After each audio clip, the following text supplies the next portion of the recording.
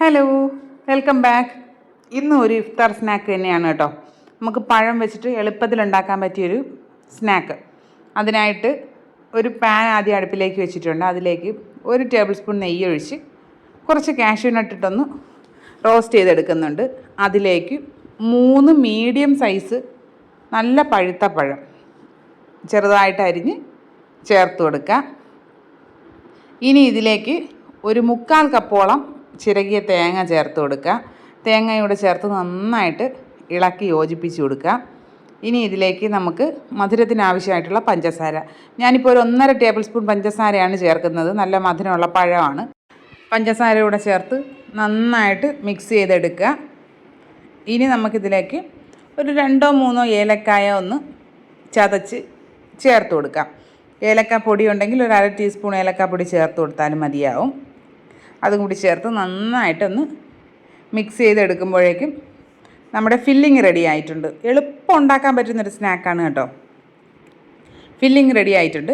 ഇനി നമുക്ക് 1 കപ്പ് മൈദ ഒന്നെടുത്ത് കുറച്ച് ഉപ്പും കുറച്ച് വെള്ളവും ഒഴിച്ചൊന്ന് കുഴച്ചെടുത്തിട്ട് അതിനെ നമ്മൾ ചപ്പാത്തിയൊക്കെ പരത്താൻ എടുക്കുന്നത് പോലെ കുഞ്ഞു കുഞ്ഞു ബോൾസ് എടുത്തൊന്ന് പരത്തിയെടുക്കുക.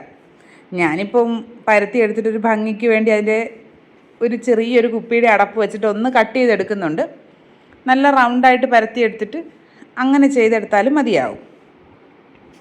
വീഡിയോ കണ്ടുകൊണ്ടിരിക്കുന്ന കൂട്ടുകാർ ചാനൽ സബ്സ്ക്രൈബ് ചെയ്യാതെയാണ് കാണുന്നതെങ്കിൽ പ്ലീസ് ചാനലൊന്ന് സബ്സ്ക്രൈബ് ചെയ്ത് സപ്പോർട്ട് ചെയ്യണം കേട്ടോ. വീഡിയോ ലൈക്ക് ചെയ്യണം, കമൻറ്റ് ചെയ്യണം, ഷെയർ ചെയ്യണം. സ്കിപ്പ് ചെയ്യാതെ മുഴുവനായിട്ടും കാണുകയും വേണം കേട്ടോ. നമുക്കൊരു കുപ്പിയുടെ അടപ്പ് വെച്ച് ഈ മാവിനെ ഒന്ന് നല്ല റൗണ്ടിൽ കട്ട് ചെയ്തെടുക്കാം. ഇനി ഇതിലേക്ക് നമുക്ക് 1 ടീസ്പൂൺ ഫില്ലിങ് വെച്ച് കൊടുത്തിട്ട് ഇലയുടെയൊക്കെ മടക്കില്ലേ അതുപോലെ മടക്കി സൈഡെല്ലാം ഒന്ന് നന്നായിട്ടൊന്ന് പ്രസ് ചെയ്ത് കൊടുക്കുക. എന്നിട്ടൊരു ഫോർക്ക് കൊണ്ട് നന്നായിട്ട് എല്ലാ സൈഡും പ്രസ് ചെയ്ത് ലോക്ക് ചെയ്തെടുക്കുക. നമ്മുടെ ഫില്ലിങ് എണ്ണയിലിട്ട് പൊരിക്കുമ്പോൾ ഒട്ടും പുറത്ത് വരാത്ത രീതിയിൽ തിരിച്ചും മറിച്ചും ഇട്ട് നന്നായിട്ട് പ്രസ് ചെയ്തെടുക്കണം. ഇനി നമുക്ക് ഒരു പാനിലേക്ക് എണ്ണ ഒഴിച്ചിട്ടുണ്ട്. അത് നന്നായിട്ടൊന്ന് ചൂടായി വരുമ്പോൾ ഈ ഓരോ സ്നാക്കും അതിലേക്കിട്ട് തിരിച്ചും മറിച്ചും ഇട്ട് പൊരിച്ച് കോരിയെടുക്കുക. അത്ര പരിപാടിയേ ഉള്ളൂ. എളുപ്പമാണ് കേട്ടോ.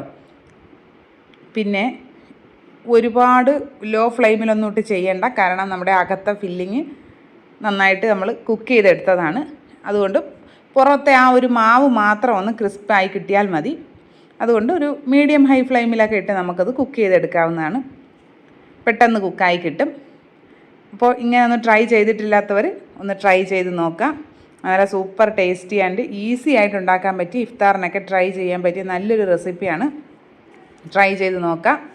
അപ്പോൾ ഇനി നമുക്ക് മറ്റൊരു അടിപൊളി വീഡിയോ ആയിട്ട് ഉടനെ തന്നെ വരാം. അതുവരെ ബൈ.